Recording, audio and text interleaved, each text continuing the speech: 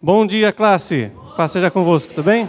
Cumprimente o pessoal que está assistindo a gente lá na gravação, assistindo na plataforma, lá no Rio Grande do Sul, na Bolívia, no Paraná. Ok? Vamos continuar nossa matéria de hoje, nossa última aula. E o último tema, a última divisão do panorama do Antigo Testamento, que nós dividimos em 5 para facilitar o estudo do Antigo Testamento, não foi? Primeira parte, qual que foi? Pentateuco, depois... Só eu e o irmão aqui da frente, então Pentateuco. Qual que é a segunda divisão? Históricos, depois? Poéticos. E agora? Profetas maiores e profetas menores. Então, Pentateuco, históricos, poéticos, profetas maiores e profetas menores. Como nós vimos nas aulas anteriores, na aula sobre o início do reino dividido, nós vimos a atuação de cada profeta na região que ele teve o seu ministério efetivo, para quem ele entregou as mensagens. Ou seria tanto para o reino do norte, como para o reino do sul, ou seria para nações vizinhas, como Edom, como a Síria, em especial a sua capital Nínive, como para a Babilônia, no caso do profeta Abacuque. Então a gente não vai repetir esses temas, esses parâmetros, tá? Vamos apenas colocar uma divisão simples de cada livro, com seu autor, e mais ou menos o período onde ocorreu. Certo? Os profetas maiores são 4 autores que são divididos em 5 livros. Lembra lá daquele esqueminha? Então, o Antigo Testamento, Pentateuco 5, Históricos 12, Poéticos 5, Profetas maiores 5 e Profetas menores 12.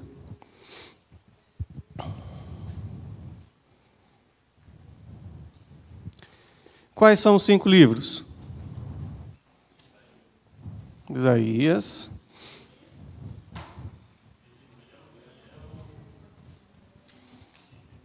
Jeremias, o livro de Lamentações de Jeremias, né?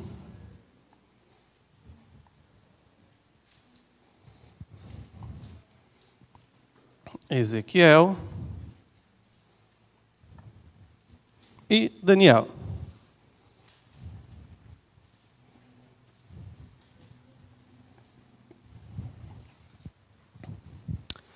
Tá ok?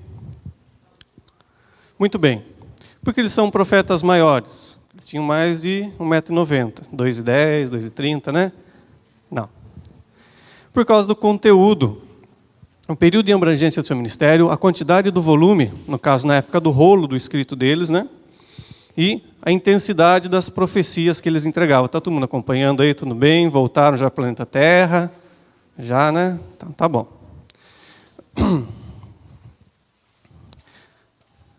O profeta Isaías é o que ganha em disparada entre volume e período. Ele inicia seu ministério profético por volta do ano 720. Agora, ao som de Vitor e Léo, vamos dar a aula.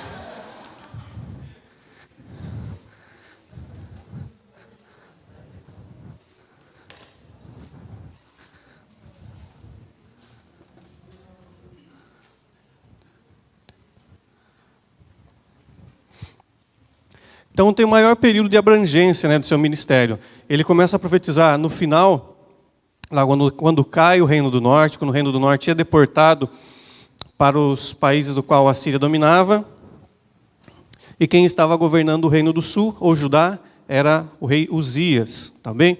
Alguns estudiosos colocam como Isaías um parente próximo do rei Uzias, talvez um primo. O seu livro contém 66 capítulos. Os seus escritos, tá ok? Eles enfocam tanto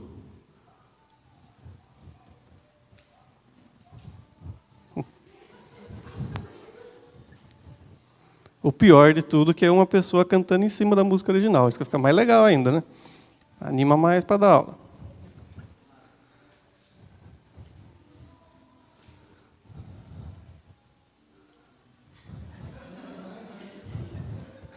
A borboleta já morreu faz tempo aí, já, pelo amor de Deus. Morreu de desgosto.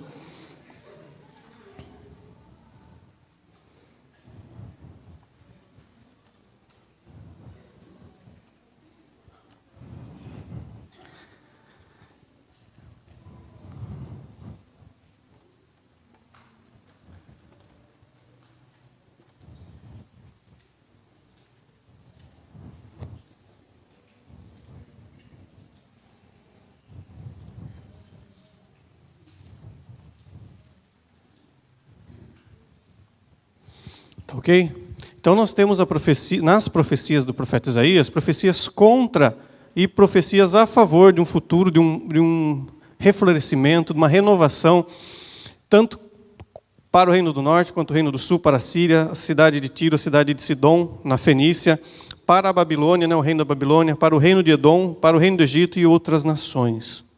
Tá ok? Então ele é o que abrange mais, tanto em tempo, quanto em quantidade, quanto em alcance das suas profecias. E também na questão do tempo. As profecias do profeta Isaías foram para o tempo.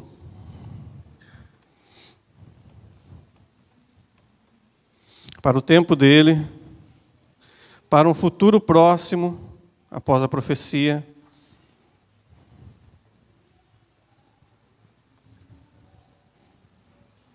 Agora, o som de Gilberto Gil, vamos dar nossa aula. E tudo mesmo camarada cantando, Jesus amado, vai ficar muito bom. Tempo dele, está parecendo pele, é tempo dele.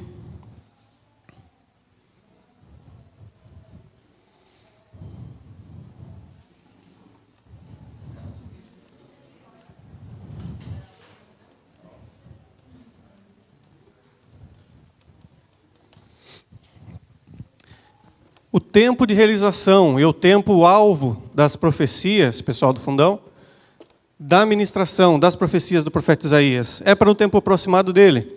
Ele aproxima acerca da invasão, da deportação do Reino do Norte, profecia acerca de um futuro próximo. Ok, próximo aqui é próximo. Um futuro próximo que ocorreria daqui a alguns anos, daqui a algum tempo, no caso a invasão da Babilônia e a deportação do Reino do Sul. Para um futuro distante, quando ele profetiza acerca do retorno do povo de Israel pós o cativeiro babilônico e também quando ele profetiza acerca do Messias, do Salvador. Do capítulo 40 até o capítulo de número...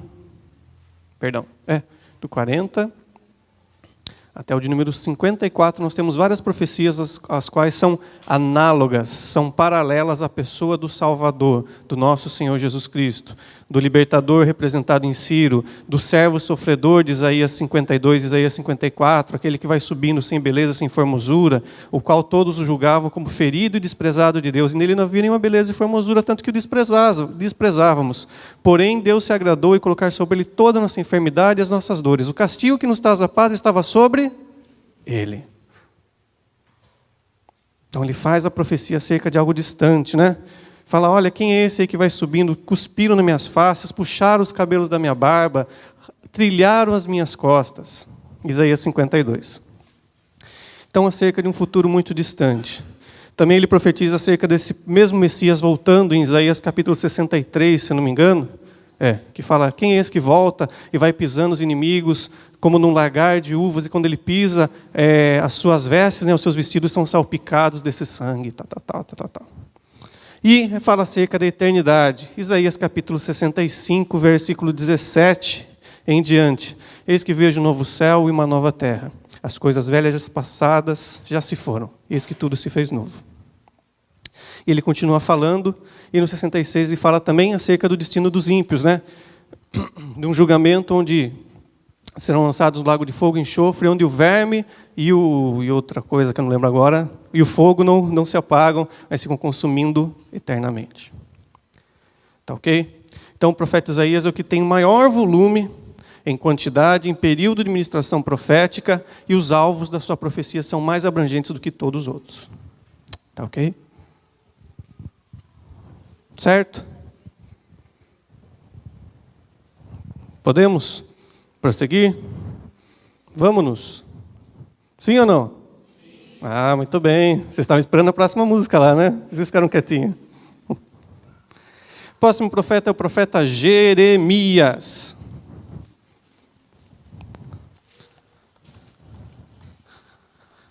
Jeremias. O profeta Jeremias, ele inicia o seu ministério profético durante os dias do rei Josias.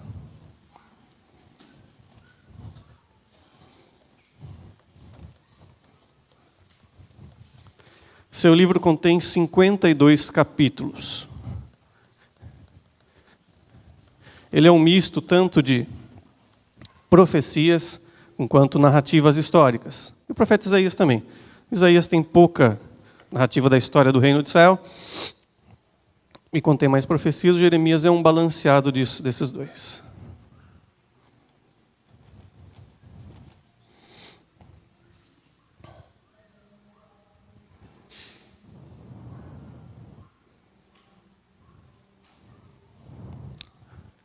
Ele inicia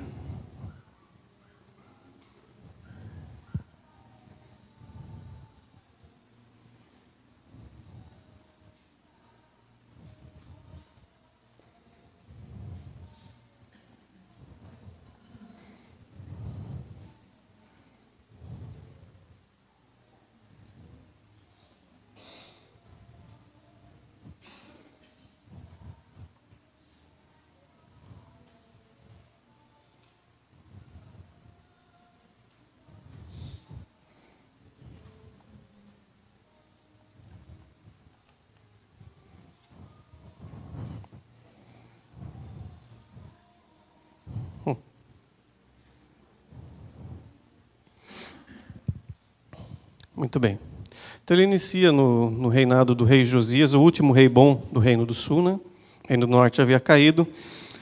Passa por todos os descendentes dele, até quando Nabucodonosor institui um governador sobre o reino de Judá, aquele que nós vimos quando estudamos o segundo livro de Crônicas, que ele foi morto, foi colocado Ismael depois no lugar. Então as profecias dele, o tempo do ministério profético dele é todo esse, por volta do ano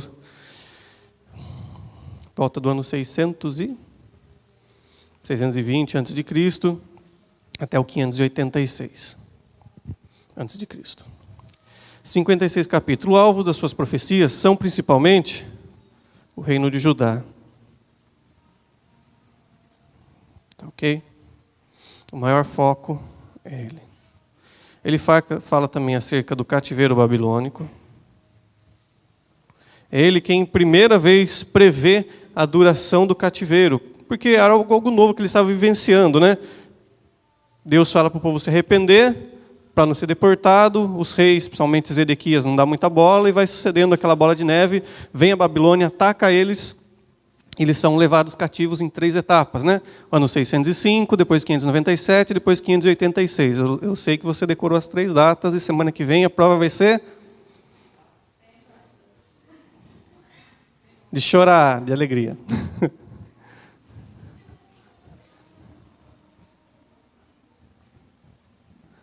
Então ele fala acerca do cativeiro que estava vindo e da duração do cativeiro. Pela sua profecia, depois o profeta Daniel entende que esse cativeiro duraria 70 anos. Tá, ok? O interessante é que ele fala do cativeiro babilônico, tanto a duração quanto o modo de vida do povo de Israel lá. Ao contrário do que se imaginaria, Deus fala com Jeremias e Jeremias transmite ao povo. Fala, vocês estão deportados, então imagine você viver numa terra longe, distante, você viveria amargura, tristeza. Não, ele fala no capítulo 29, fala, olha, para a cidade que vocês estão sendo deportados, orem pela paz dessa cidade. Nela vocês casarão e terão filhos, comprarão campos, negociarão. E ele fala tudo isso para o povo de Israel. Fala, enquanto vocês estão deportados lá, durante 70 anos, vocês vão viver porque Deus vai cuidar de vocês. Jeremias capítulo 29. Tá, ok? Os alvos são principalmente o reino de Judá, o cativeiro babilônico, tanto a duração quanto o modo de vida do povo. Em especial, ele fala acerca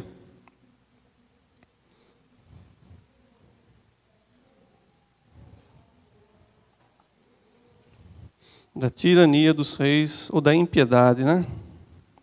Dos reis de Judá.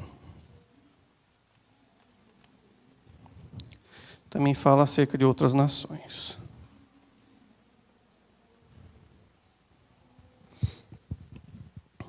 Tá ok? Uma das profecias, ele fala acerca de Jeconias, ou Salum, que era um dos descendentes de Josias, que fala que como um animal que é morto seria lançado no campo, e assim foi. É aquele rei descendente de Josias, o qual houve uma trama, seus próprios súditos mataram ele e jogaram no mato o corpinho do camarada. Tá ok? Próximo a seguir é o livro de Lamentações.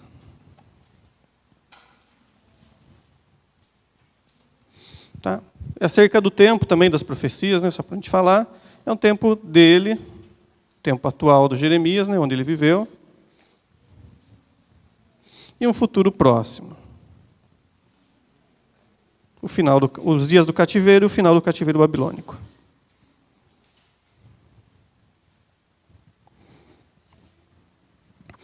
Lembrando que Jeremias não foi deportado com aquela galerinha, né? Ele ficou lá em Judá, depois ele foi levado à força para o Egito, depois com as tropas de Nabucodonosor, ele sobe de volta para o reino de Judá.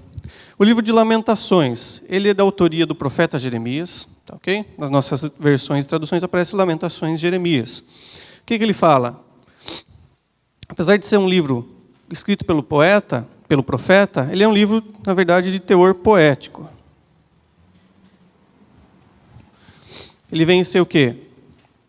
Um pranto, uma comiseração acerca do estado atual de Judá nos dias da invasão babilônica.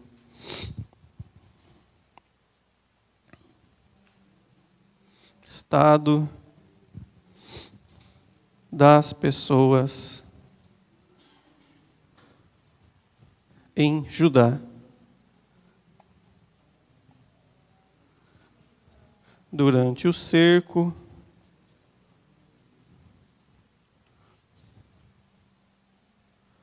e a invasão.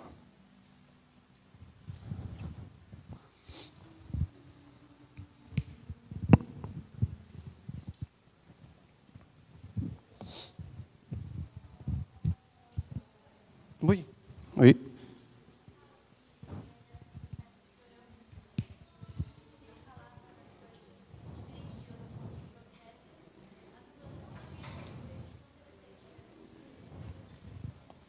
Vamos lá.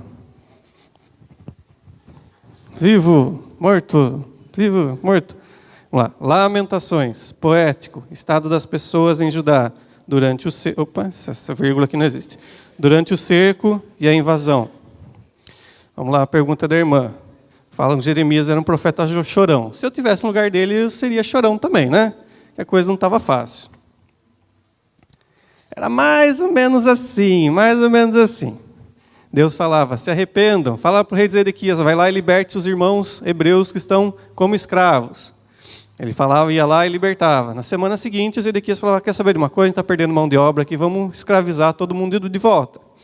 Mais ou menos assim, era a Polícia Federal, prendia, ia lá o Supremo Tribunal Federal e soltava, coisa que não acontece hoje em dia.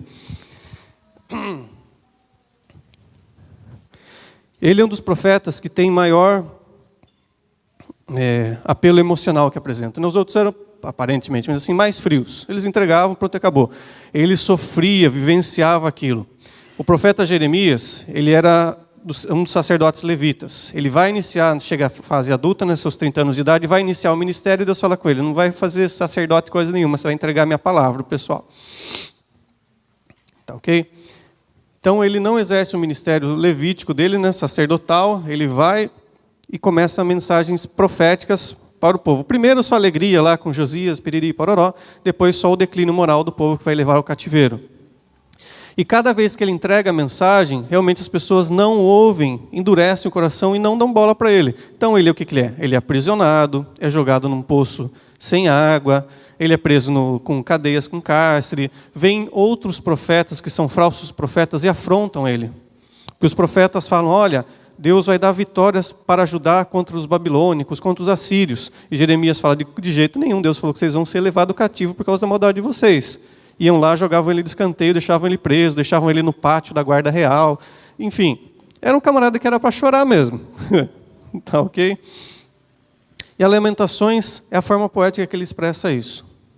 Uma alta poesia, uma poesia elevada, ele expressa tudo aquilo que ele estava sentindo durante o cerco do exército babilônico contra a cidade de Jerusalém e depois no momento da invasão, no qual durante cerca de 2 anos as pessoas chegam ao ponto intenso, como houve em outros momentos no povo de Israel, um ponto intenso de fome, de ausência de alimentos, no qual eles chegam até mesmo comer carne dos bebês, matar os bebês e comer a carne, comer as fezes de pombos, fezes de animais, comer a cabeça do gado, né, que tem pouca proteína, pouca carne, tal, lá. Um estado de fome e miséria. Ele fala que, olha, a minha pele, no livro das Lamentações, a minha pele se grudou no meu osso, tamanha a magreza, a miséria que estava naqueles dias do povo de Judá. Ele fala, a minha pele se enegreceu, tal. E no capítulo 2, ele fala aquilo, que o melhor que o homem pode fazer é sentar no pó e esperar em Deus. Jogar a cinza sobre a cabeça, mas depois, mesmo meio a essa tristeza, ele sempre tem um lampejo de esperança. Ele fala, olha, as misericórdias do Senhor se renovam, e é o motivo de não sermos consumidos a cada manhã. E é bom para o homem esperar em Deus, pois ele vai trazer uma esperança. Sempre no meio de tanta desgraça que ele previa e profetizava, e o povo não se arrependia, sempre trazia uma esperança. No capítulo 31, versículo 17, ele fala para o povo de Judá, fala, olha, vai chegar um dia em que voltarão a ter as danças, em que o povo se alegrará na dança das donzelas, né, das virgens, em que vai haver justiça, que não haver mais choro por perca de filhos, e fala, há esperança para o teu futuro, ó Israel. Jeremias 31, versículo 17. Mesmo em meio a tanto cenário de desgraça, de um futuro triste que se aproximava, ele fala, ainda há esperança em Deus, pois Deus está no controle de todas as coisas. Certo? Sim? Então, Lamentações é um livro bem simples, 5 capítulos, no qual Jeremias expressa de forma poética, uma bela poesia, tanto para nós na tradução em português, quanto mais no original em hebraico, acerca do estado das pessoas em Judá, da tristeza, da miséria que eles estavam vivendo durante o cerco, né, que os exércitos estavam ao redor de Jerusalém, e depois quando foi invadido, mas sempre colocando que Deus traz uma esperança, aponta para um futuro no qual eles seriam salvos, transformados. Um dos mais lindos textos que tem no livro do profeta Jeremias, eu vou ficar com esse aqui mesmo. Vamos lá, o próximo profeta. Quem é? Quem é, pessoal? Quem é? Ah, muito bem. Fala um texto aí do profeta Ezequiel que vocês conhecem.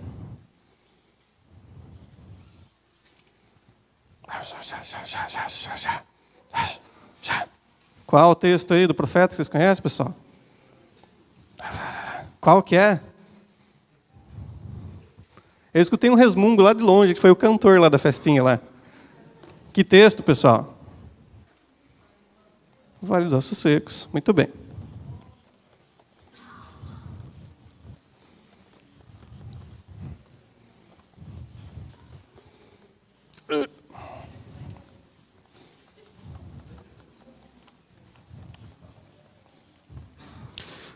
Profeta Ezequiel. Ele é um livro que contém 48 capítulos. Seu período de atuação, seu ministério, vai do ano 605, aproximado, né? Ele é um dos primeiros cativos que vão para a Babilônia.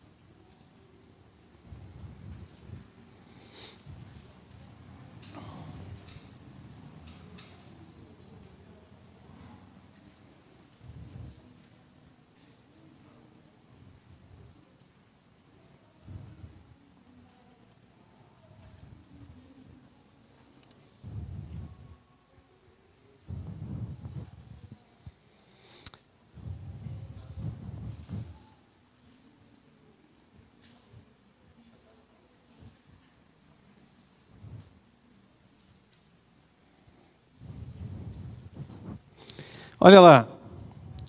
Profeta Ezequiel, um dos livros mais complicados, simbólicos e obscuros do Antigo Testamento. Agora eu obtive a atenção de vocês, que bom. Vamos lá. Ele é um dos profetas que mais utiliza de simbologias e sinais para entregar a sua mensagem para o povo dele, para o povo de Israel. O foco das suas profecias são o povo de Judá, que residia ainda lá em Jerusalém, nas cidades ao redor, durante as 3 fases do cativeiro babilônico. O Ezequiel é um dos primeiros deportados, tá, okay? Que são levados do reino do sul, de Judá, Jerusalém, para a Babilônia. Então ele profetiza acerca do estilo de vida das pessoas lá, em especial dos reis. Ele fala acerca da vida das pessoas que estavam lá na Babilônia. Ele fala acerca das nações que estavam ao redor, Egito, Tiro, Sidom, ok? E fala acerca de um futuro de Israel, no qual Deus traria o povo de volta e introduziria eles de volta na terra prometida, na terra de Canaã. Certo? Ele é um dos profetas que mais usa de símbolos, de alegorias. Ok? Ele é um dos que tem mais visões acerca das coisas celestiais, espirituais.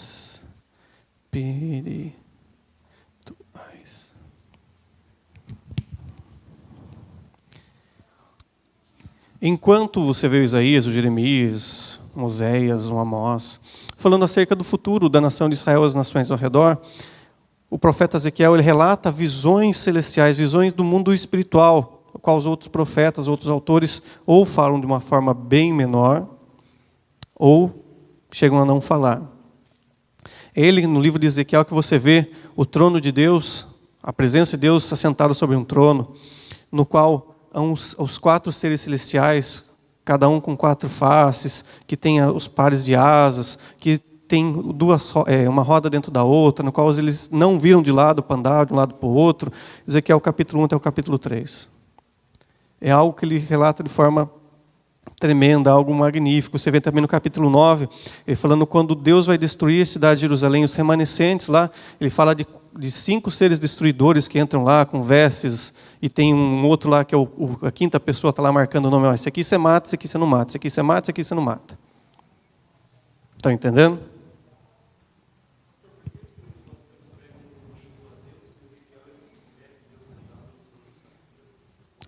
Moisés também veio a Deus, você vê também o Isaías capítulo 6, no ano em que morreu o rei Uzias, eu vi o Senhor assentado sobre um trono alto e sublime. Na verdade ele fala, ninguém viu a Deus na sua plenitude, na sua totalidade, viu apenas representações. O próprio evangelista João fala, ninguém viu a Deus, mas nos últimos dias temos visto Deus encarnado no seu Filho.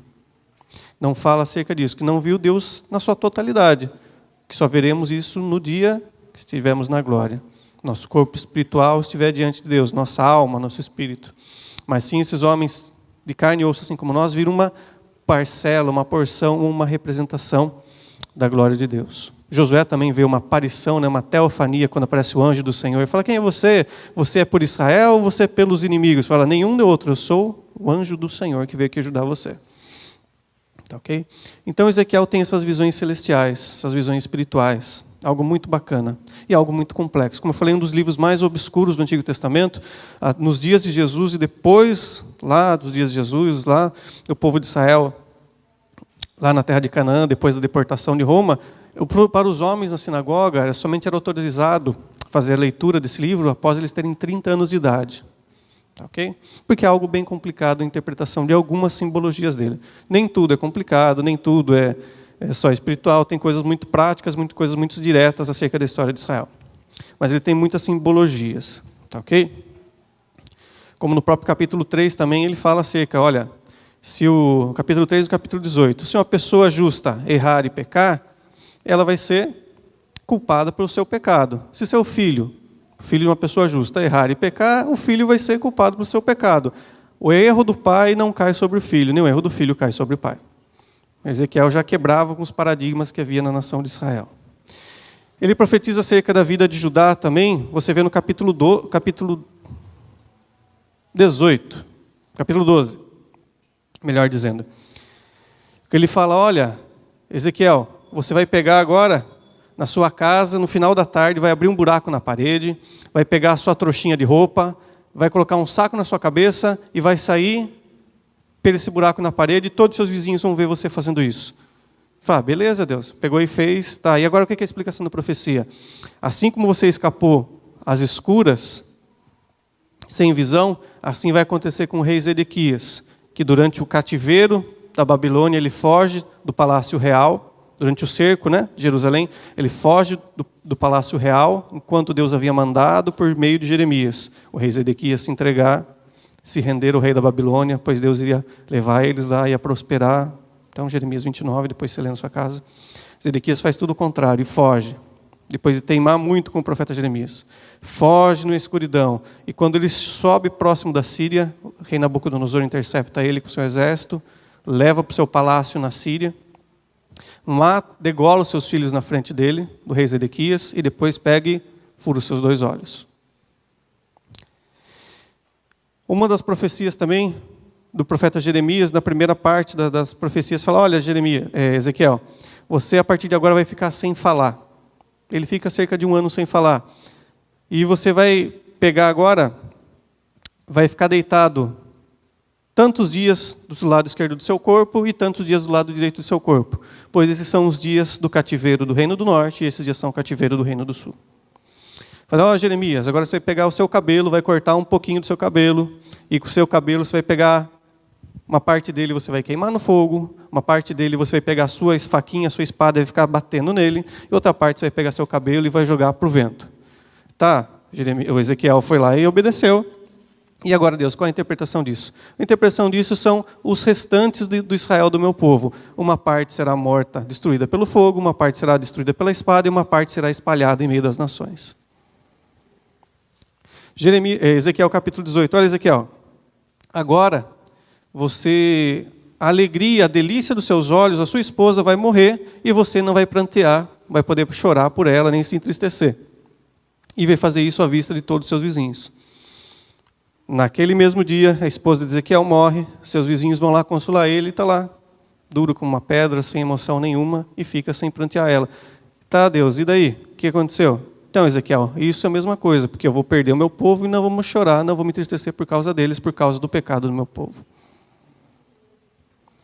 Então, é um dos profetas que usa maior simbologia, alegorias para representar a relação de Deus com o povo de Israel.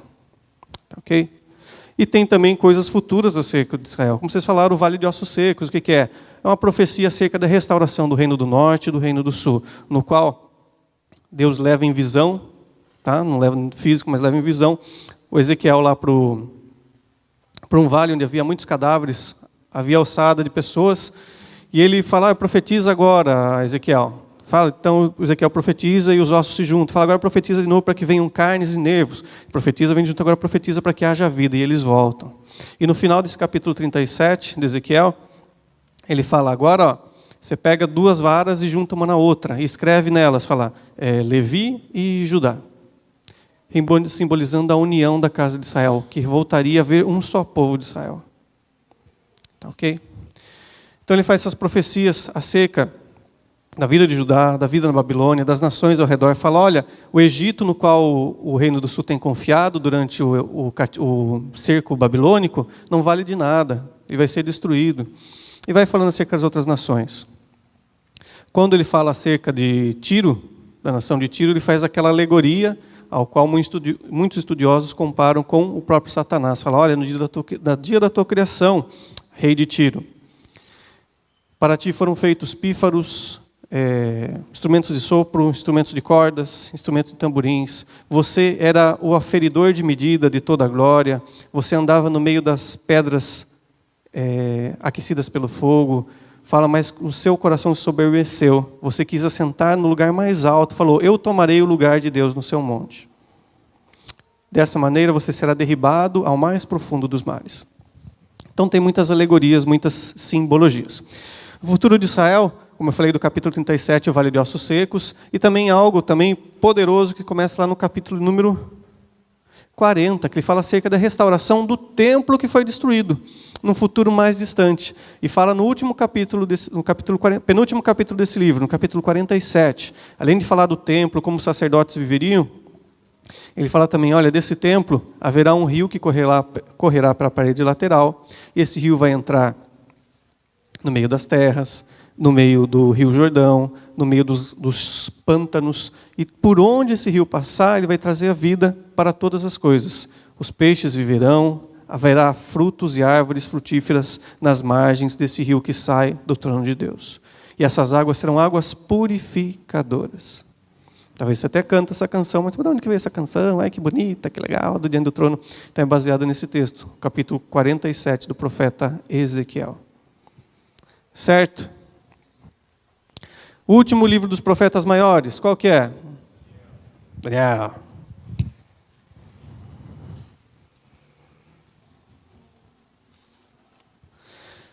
O profeta Daniel também inicia a sua vida no ano 605 a.C. Ele é um dos deportados do Reino do Sul para a Babilônia. Seu livro possui 12 capítulos.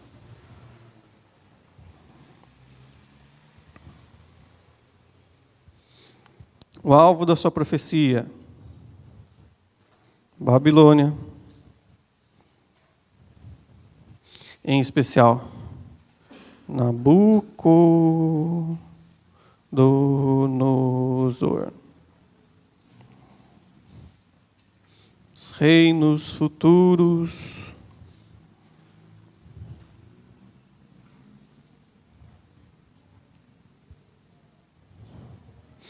eternidade.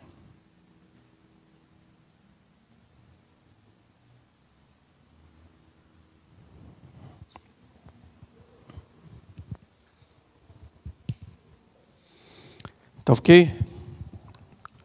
Do capítulo 1 até o capítulo 5, vai ser um misto de profecias e histórias intercaladas, intrincadas entre elas. E dessas profecias, o alvo dessas profecias vai ser especificamente a Babilônia, e em especial na pessoa de Nabucodonosor. Tá ok? Então Daniel é um daqueles jovens que foram deportados junto com a corte, com a nobreza de Israel, na primeira invasão de Nabucodonosor em Jerusalém. Capítulo 1, creio que você conhece a história. Ele com seus 3 amigos, Ananias, Misael e Azarias, vão lá, são chamados, ficam na corte, são instruídos na cultura dos babilônios, vão ser apresentados, participar da corte dos sábios. Eles fazem aquele jejum, né, que só comem legumes durante 21 dias, só comem legumes durante um tempo, são apresentados diante de Nabucodonosor e da corte lá da Babilônia, e são os mais sábios, os mais fortes, com maior plenitude física, tal. E Nabucodonosor se agrada deles e coloca eles no local de honra, de destaque. No capítulo 2, fala acerca do sonho de Nabucodonosor, né? Que ele tem aquela visão durante a noite, ele acorda de madrugada e tem um problema, que ele não entendeu o sonho e não lembra também o que era o sonho. Ele convoca a sua corte de magos e sábios e fala, olha, tem um problema aqui. Eu tive um sonho muito estranho e não lembro o significado. E o outro problema é que eu não lembro o sonho. E eu quero que vocês adivinhem para mim esse sonho e dê o significado dele. E ele faz, os magos falam, não, Nabucodonosor, rei, como é que não dá para fazer uma coisa dessa assim, né? Não há grandeza tamanha, viva o Senhor para sempre, né? Não há espírito ou Deus que consiga fazer isso. E ele vai lá e fala, olha, o negócio é o seguinte, se vocês não derem o sonho, nem a interpretação, eu vou fazer uma contratação amanhã para novos sábios e novos magos. Só que para fazer o processo de exoneração na Babilônia o negócio é mais simples, né? Não precisa ir lá no cartório, no sindicato, não, manda matar todo mundo e acabou. Então eles ficam tudo aflitos, e Daniel, como fazia parte dessa corte, fala, eu vou orar para Deus e Deus vai revelar. Pois o pescoço dele estava também em jogo.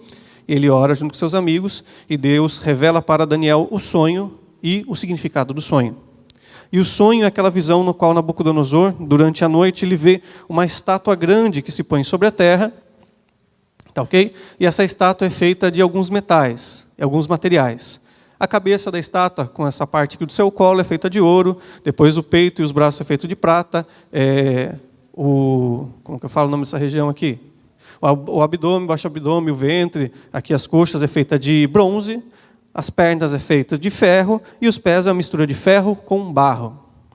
E fala, olha, legal, você lembrou o sonho bacana, e a interpretação agora? Bom, a interpretação é o seguinte, a cabeça de ouro é você, Nabucodonosor, pois não há nenhum rei, nem reino como o teu, em esplendor.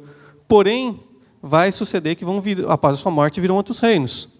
O reino de prata, a parte de prata será o reino que vai suceder, o reino medo e persa. Depois, a parte de bronze será o próximo reino que vai suceder em esplendor e glória, que vai ser o reino grego, macedônio grego, na pessoa de Alexandre Magno, Alexandre o Grande. Depois, as pernas de ferro, não sei, vai ser algo futuro, e o reino, que são os 2 pés com os 10 dedos misturado ferro e barro, vai ser um reino mais futuro ainda, que não vai ter estabilidade nenhuma. E nesse sonho eu vi que uma pedra, uma rocha que não foi cortada por mãos humanas, veio e destruiu, caiu sobre essa estátua. E quando essa pedra quebrou essa pedra foi se enchendo e dominando toda a terra.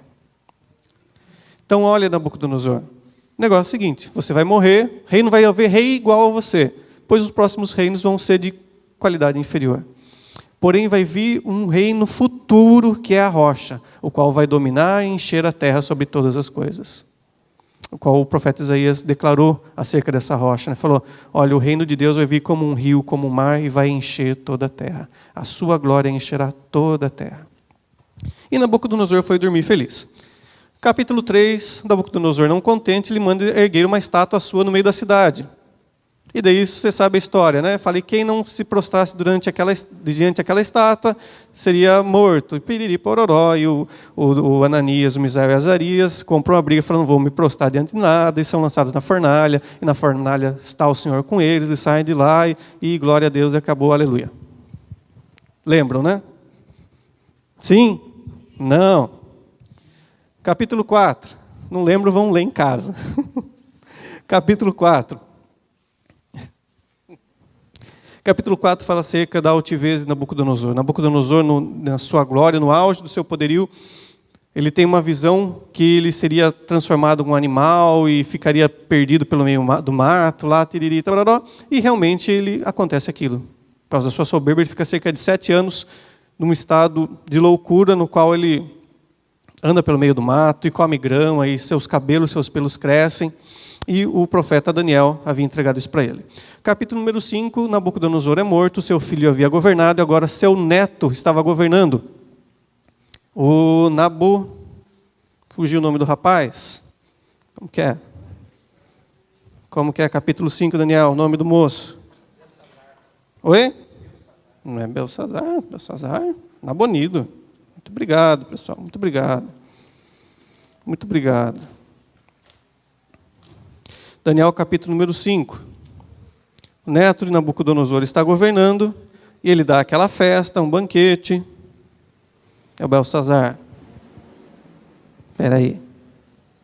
É isso mesmo, Belsazar. Muito obrigado, pessoal, que falou Belsazar. Havia dado um banquete, e havia pegado os utensílios do templo de Jerusalém que haviam sido levados lá na primeira invasão, lá em Jerusalém, 605, 597, 586, e foram levados lá para a Babilônia. Ele pega aqueles copos, aquelas taças, e enche de vinho, enche de cachaça, enche de vodka, enche de catuaba, e dá a festa para o povo. E de repente lá estão tomando manguaça, o que acontece? Na parede aparece uma forma como de uma mão, e escreve em aramaico, Mene, Mene, Tekel, Parsin. E ele não entende nada daquilo que quer dizer. Ele entende as palavras, mas não entende o que quer dizer o significado. Muito menos aquela mão. Ele fala, será que o vinho que eu tomei é ruim? Já que estou assim tão alto. E a mãe do rei aconselha, olha, há alguém, camarada chamado Daniel, em quem habita o Espírito dos deuses, que faz adivinhações, que entende das coisas, dos tempos, do futuro, e chama ele para interpretar. Ele fala, olha, Daniel, se você interpretar esse sonho, eu vou fazer você a terceira pessoa mais importante do reino, pois a primeira era o Deus que eles serviam chamado Bel. Tá? A segunda era o rei, no caso Belsazar, e a terceira seria Daniel. Ele fala, não preciso disso aí não. Muito obrigado, Deus abençoe você, mas eu vou dar o significado para você. Ele ora a Deus e traz a profecia para Belsazar. Fala, olha, Mene, Mene, você foi pesado na balança e foi achado em falta. Tekel Parsim, o seu reino será cortado nessa noite. E durante aquela bebedança e comelança, e toca funk, toca sertanejo universitário, e toca sei lá o que, naquele trem, eles estão tudo alegre, os medo e persas desviam o curso do rio da cidade, passava pelo portão da Babilônia, o portão fechado, o rio passava embaixo, eles mudam o curso do rio, o rio fica mais baixo, eles passam por baixo do portão e entram na cidade que estava em festa e vão lá e atacam todo mundo e conquistam a cidade. Assim, encerrando o período de glória da Babilônia, vindo agora a segunda parte da estátua que Nabucodonosor teve o sonho, o reino dos Medo e Persas. Capítulo 6 fala acerca da vida de Daniel com os Medo-Persas. No 7 e 8 fala acerca de visões que ele tem acerca desses mesmos reinos futuros. O reino dos Medo-Persas, o reino dos gregos e o reino que viriam depois, no qual ele vê figuras animais. Ele vê um urso, que representa os Medo-Persas. Não, primeiro Babilônia. Vê uma quimera, um leão com asas de águia, rabo de serpente. Depois ele vê um urso com 3 costelas na boca. É para comer lá no negócio de costelaria lá que tem lá no shopping. Ele vê depois um bode muito selvagem. Depois ele vê um animal gigantesco que saía vapor das suas narinas, que parte do seu corpo era de ferro. Ele fala, essas são os... Deus dá o significado para ele jejua, fala, esses são os reinos futuros que virão. Então, Babilônia já passou, representado pela quimera, pelo leão. O urso está governando agora. Depois vai vir esse bode, que seria o governo grego macedônio. E depois vai vir um reino que ele não sabia quem seria, mas que destruiria todos aqueles que criam, que confessavam o nome de Deus. Ele tem mais visões, do capítulo 9 em diante. E legal, no capítulo 7, quando ele tem essa visão, ele também vê o seguinte, o Filho do Homem vindo sobre a nuvem, com um rio de fogo saindo do seu trono, e ele governando, destruindo os inimigos e governando sobre todas as nações. Sempre quando os profetas vê o caos, vê a tristeza, ele vê a esperança vindo da parte de Deus. A libertação, o renovo, a transformação. E assim, vai embora, e vai embora, e vai embora. Depois no capítulo 10 e capítulo 11, é uma visão específica para o reino de Israel acerca das guerras Ciro-Ptolomaicas. Não vamos falar disso aqui agora, você estuda lá para frente isso aqui. Tá? Mas o importante é que nessa guerra Ciro-Ptolomaica vai aparecer uma figura, a primeira figura no Antigo Testamento do Anticristo. Daniel capítulo 11. Fala de um homem sem escrúpulos, sem temor, com as coisas santas, que ele entra no templo de Jerusalém, oferece sacrifícios profanos, ele zomba do altar de Deus, destitui o altar de Deus, ele não está preocupado com riquezas, nem com mulheres, com os prazeres humanos, ele está preocupado apenas em poder, e ele se levanta contra todos os santos. Então essa representação do que aconteceu realmente com Israel entre o ano 165, ano 170 e poucos, ou ano 60 depois de Cristo, 60 antes de Cristo, representa algo futuro, uma analogia para o primeira personagem, primeira pessoa na história que vai ser uma pequena figurinha do anticristo, assim, né? Você pode pôr esse camarada aí, depois pôr Hitler, pôr os outros que vieram depois. E acerca da eternidade, no capítulo 12, fala dos dias futuros. Tá ok? Então isso nós encerramos o livro do profeta Daniel, o último dos profetas maiores. Certo? Tranquilo? Na prova o que vai cair? Lágrimas, suor. Não, vai cair até os profetas maiores. Profetas menores nós abordamos nas aulas sobre o reino dividido de forma bem simples, né? Nós falamos o que cada um profetizava, acerca de cada local onde ele exerceu o seu ministério, então não vamos repetir agora. Certo, pessoal? Acabou. Fechou a porta. Tchau. Beijo no coração.